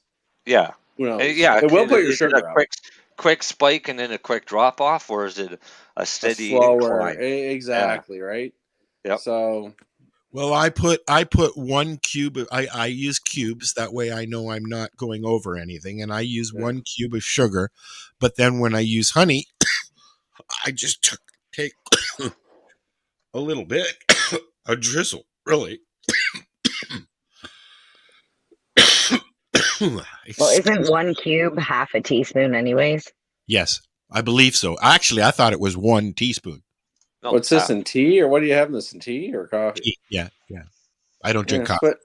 Switch to coffee and get off the tea. Tea's gross. You don't like the taste of coffee? I like the hate tea. Awesome. I hate tea. I'm drinking decaf at the moment because that's the only thing the fucking store had.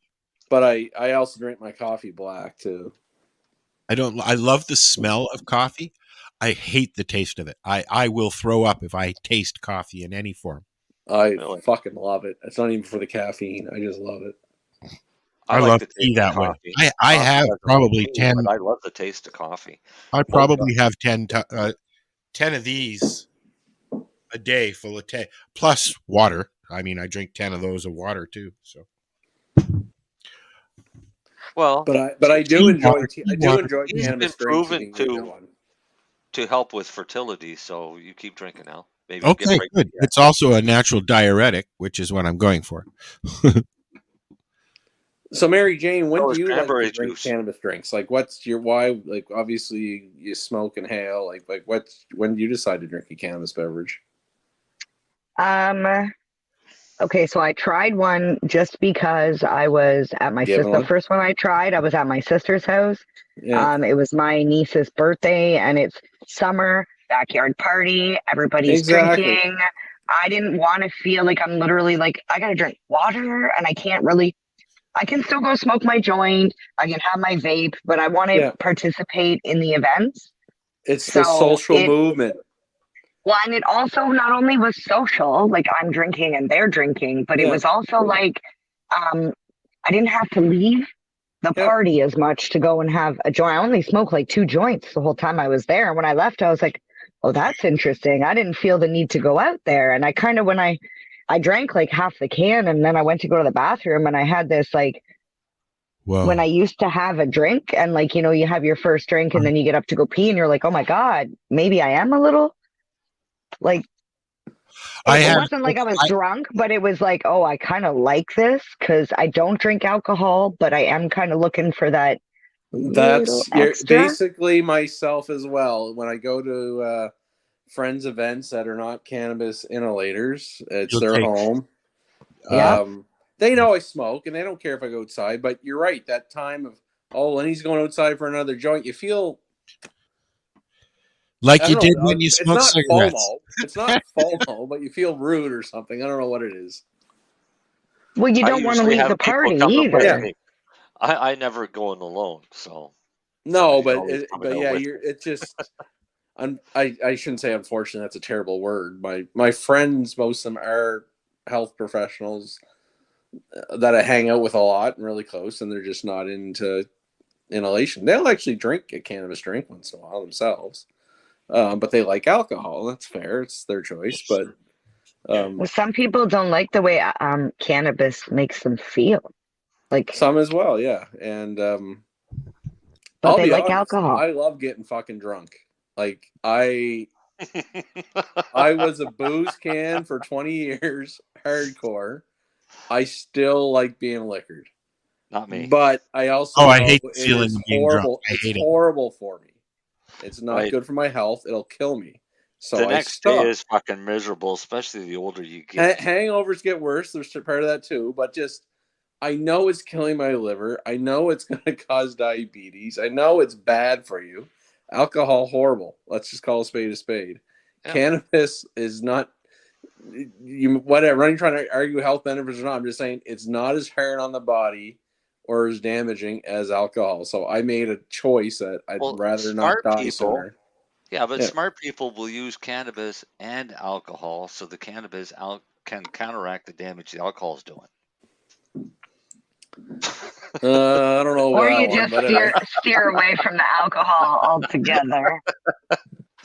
But No, I have like two best friends, and one of them is like heavy consumer of cannabis, just like I am, but also doesn't drink because she doesn't like what it does to her body. It's too much. It's too much. She like doesn't end up feeling well. But then my other best friend, when she smokes a joint, she's like, I'm going to my room. I'm going to my room. I'm not coming out until tomorrow. I know people like that. But that's why I like these cannabis beverages, because now me and my other heavy consumer friend, we can go out and have a girls' night and have a couple cannabis beverages, and our other friend can have some alcoholic beverages, and we're that's all what like I'm Lennie said, it's the social movement. It's the But we're what all I drinking like to together. do is have both. So put some alcohol in that fucking THC drink of yours. Yeah. You go. But what I'm like, you're asking me about See, and pushing something that's with your sampling. choice. Exactly. I That's what I really mean.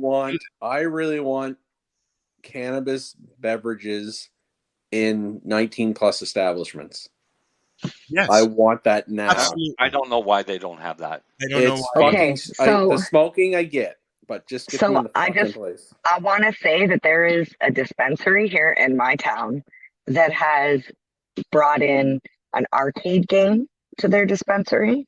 They brought in board games and tables and chairs, and they have turned themselves into a consumption lounge / retail, but you can only consume, like you're saying, edibles, drinks. It's supposed to be a social space. So like, you want to go try a drink like Teapot and drink with your friends, go there.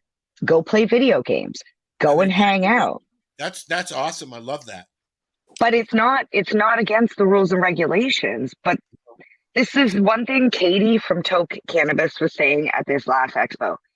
The rules and regulations are set, but if you read them, like for example, the window coverings, it says you cannot have any products visible from the storefront window. If you have no products in your store and you go and keep it in the back, you can take everything Well, off.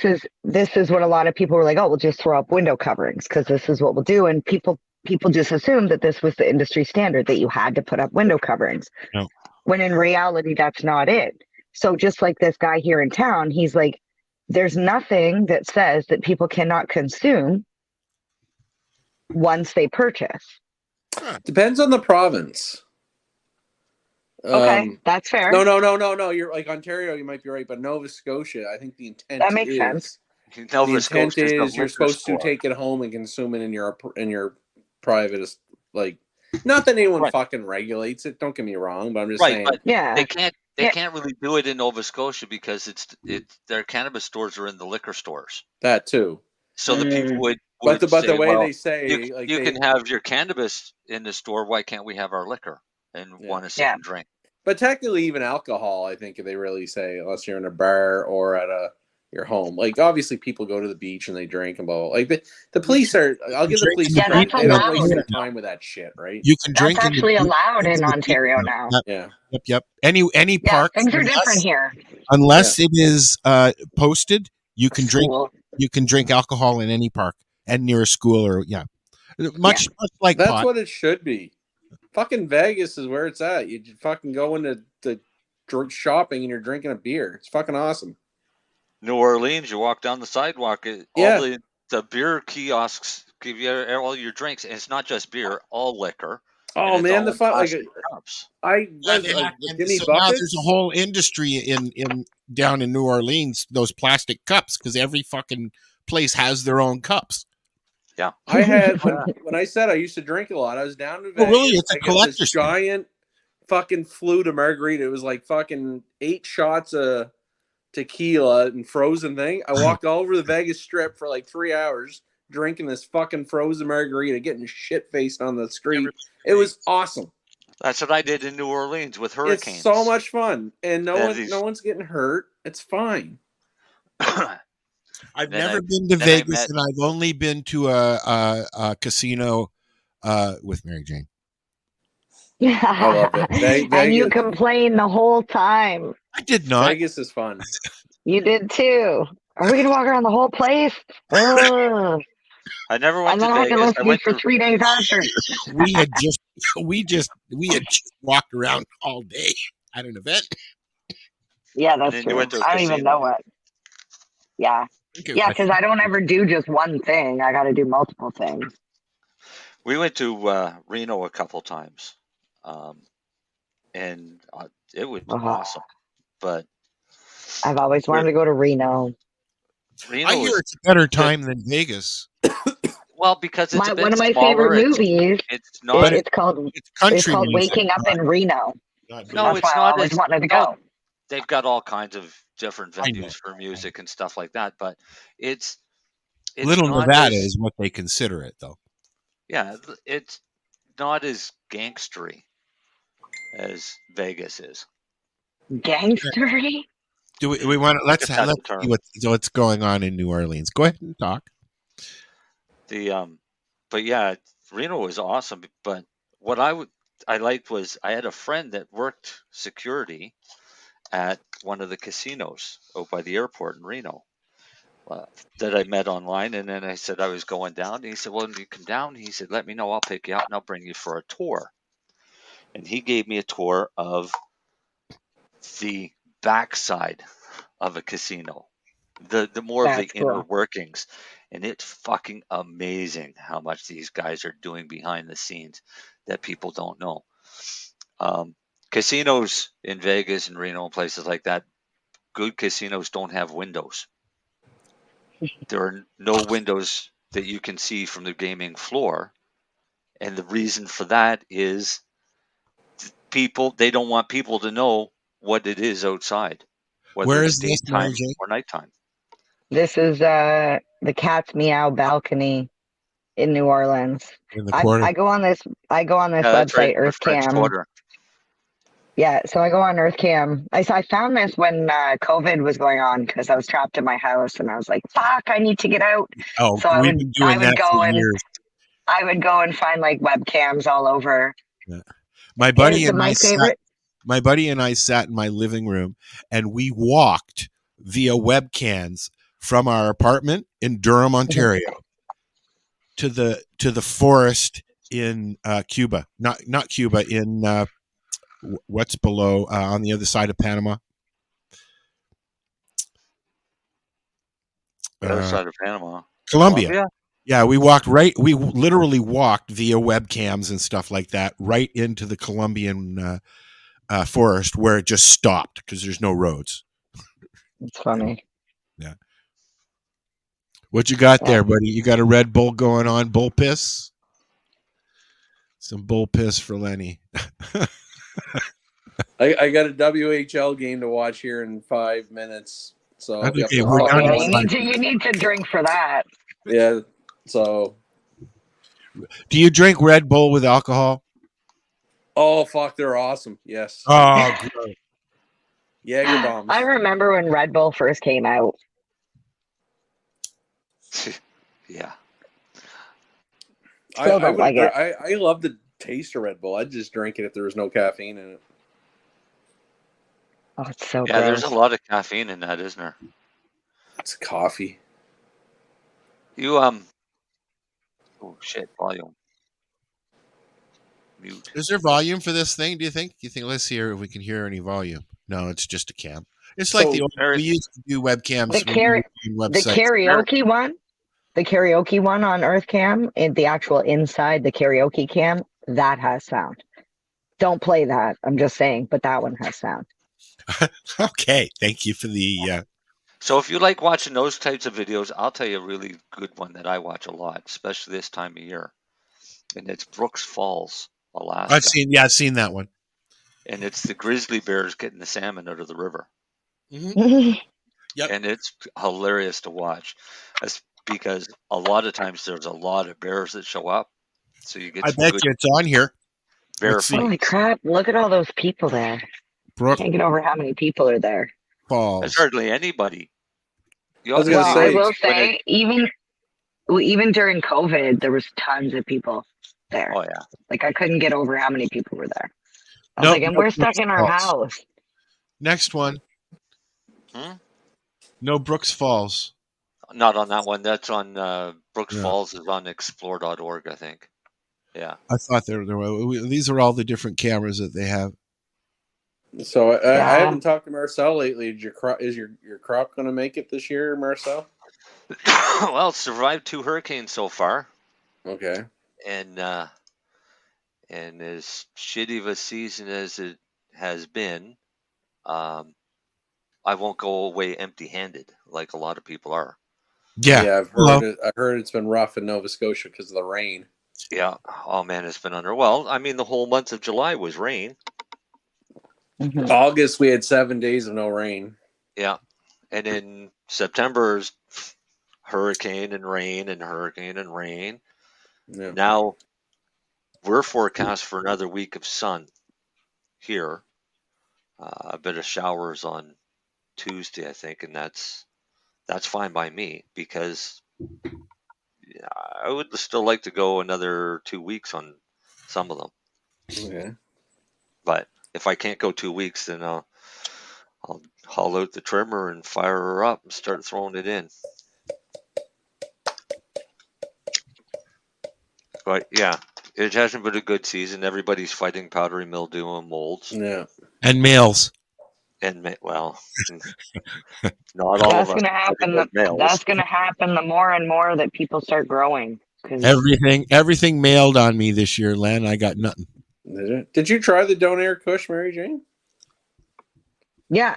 No. What? No, you haven't tried it yet? Oh no, I'm talking about right now. Sorry, No.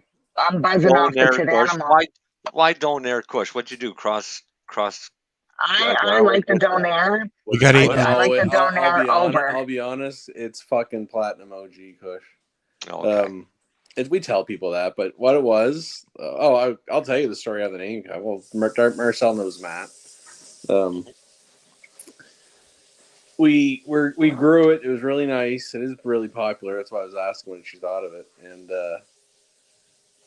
we saw there's a bunch of platinum things on OCS, and it was like, oh, for fuck's sakes! If you try to apply for it, they'll say they have too many platinums. So we're like, all right, we'll be these assholes that rename something. So we decided to be it. So in the end, we were making fun of some of the other local LPs, and they're making fun of everything was a wave or crab or fucking something. And Matt and I were just making fun of them. It's like, hey, stupid to rename shit anyway, but they always do. And the other thing is, like, they haven't even done anything. It was truly Nova Scotian. So we were like, you need something that's fucking stinky and means fucking Nova Scotia. So there's only 2 things stinky in Nova Scotia that people like: lobster and Donair. I ain't calling it Lobster Kush, so fuck it, Donair Kush. So it's got nothing to do with Donair. It stinks. There's a little bit of a sweet bakery taste at the end of it. I'll try. They've the only thing they had here so far. Yeah. Was oh fuck, I can't remember what he had in. Yeah. He had one strain in, and then a couple of the Shatterizer stuffs. Yeah, but the Donair Kush is the only reason I was asking her. It is fucking pretty popular in Ontario right now. Yeah, I'm a fan of the Donair over the Titanimal. The Titanimal's got a little bit more earthy gas into her. It's not. No, that makes sense. I'm not a gas lover. There Do you know where Donair would sell really good? Is Alberta. Yeah, it's sold out there too. Yeah. They would eat that shit up out there. That's the other funny thing. Matt and I didn't actually know Donair was even anywhere else in Canada. We didn't know it was a thing in Ontario and Alberta. Right, but what it is so many people have moved from Nova Scotia. We knew that. Out to Alberta. You look at some of those guys in Fort McMurray that get Acropole pizzas flown to them every week. Yeah, we did know that, right? Like we knew that, but there's actually like donairs, like stores or people like advertise they make donairs like out there, and then I didn't know that was going on. I was like, oh fuck.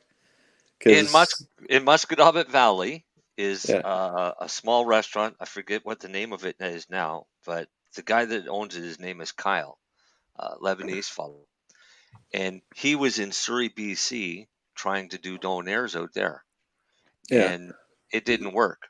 So he came back to Nova Scotia, and because his donairs are amazing. So it's only certain places, BC, Lower Mainland, people weren't buying the donairs, not when they've got so many other ethnic foods there. It is if you like donairs, you got to go and get one of Kyle's.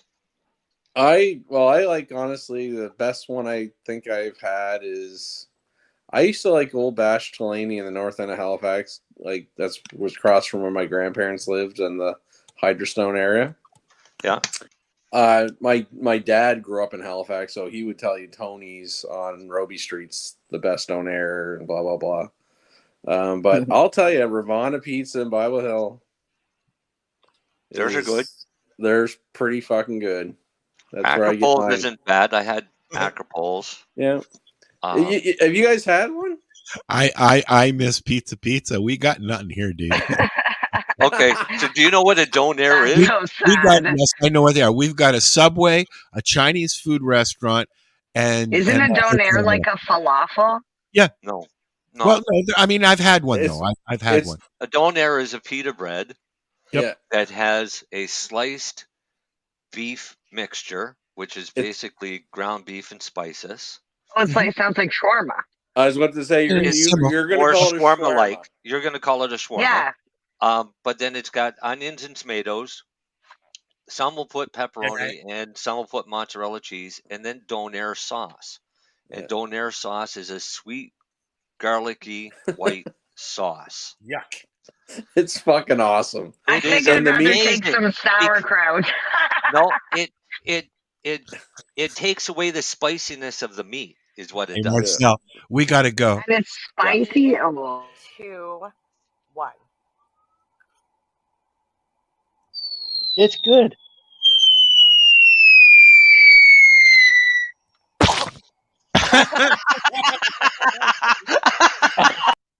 So what are you doing? Nothing. Why not? I'm trying to get on this Lifestyle Radio website. Sounds like a cool website. Yeah, it's alright. Oh, wait, I might have it. You might have it. You're listening to Lifestyle Radio. The opinions expressed during this show are those of the individual participants and do not necessarily reflect the opinions of their associated organizations or Lifestyle Radio. We are the Cannabis Broadcasting Group here at CBGTV.com.